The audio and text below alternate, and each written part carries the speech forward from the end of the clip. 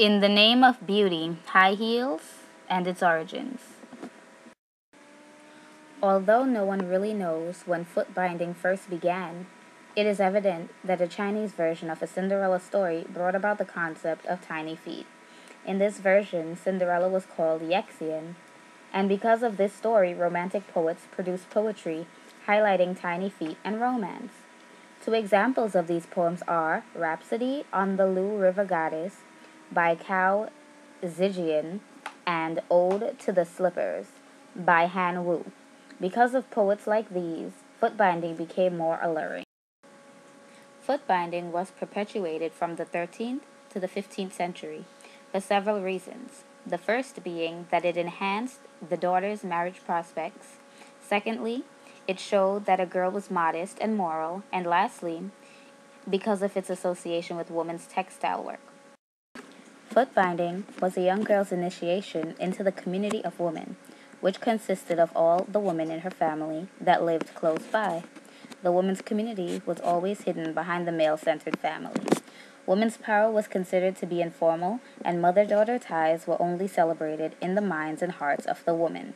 Unfortunately, girls, unlike their brothers, lived unstable and insecure lives. When a girl married, she would first have to please her mother-in-law. Then she would have to have a son in order to have a permanent place in her new family. A woman's body was the only way to a better future. In order to gain value and meaning, she would have to do textile work and give birth. On the day of foot binding, the daughter received her first set of lotus shoes from her mother. After that, her mother would teach her the skills needed to be a good wife, starting with sewing and shoemaking. Shoes became a medium for a woman to communicate. Brides were judged by the shoes they made. Brides were not allowed to loosen their binders, so they had to make sleeping shoes. These were the innermost shoe in a set of 3. Outside the sleeping shoes were their indoor shoes, and they were slightly larger. Finally, over the indoor shoes were the outdoor shoes, also known as booties. The ideal division of labor in Confucian society was men plow, women weave. It is interesting to note the oppressive nature of ancient Chinese society on both the men and women. Men had to deal with intense pressure to not let the family down. They were not free to pursue their own interest at the expense of the family business. Men had one basic choice, however, which was to work with their bodies or their minds. So now that we know a little bit of history about foot binding, we should tie it all together with high heels and modern day society. High heels to me represents the modern day foot binding. It causes pain. It has long-lasting effects. High heels decrease women's mobility. High heels are a sign of beauty. Girls start wearing them when they reach puberty. High heels are mostly perpetuated by women, and high heels give women a sense of power and status. There are also some differences between high heels and foot binding. Foot binding was not about sexuality, but high heels makes most situations sexualized. Women who bound their feet actually did gain power by marrying men of a higher status.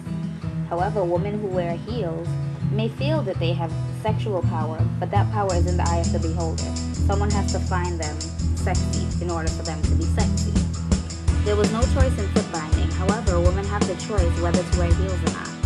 Foot binding became cultural and traditional for women, while heels are more political in the sense that women wear them to work, etc. That I believe ties in all the concepts that we have talked about. In short, how society tries to make women conform by dictating what is fashionable and beautiful, and women thus perpetuating their own oppression in the name of beauty. A work of artifice by Marge Piercy. The bonsai tree in the attractive pot could have grown 80 feet tall on the side of a mountain till split by lightning, but a gardener carefully pruned it. It is 9 inches high.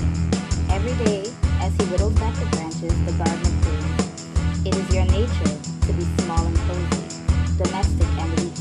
How lucky, little tree, to have a pot to grow in. With living creatures, one must begin very early to dwarf their growth. The bound feet, the crippled brain, the hearing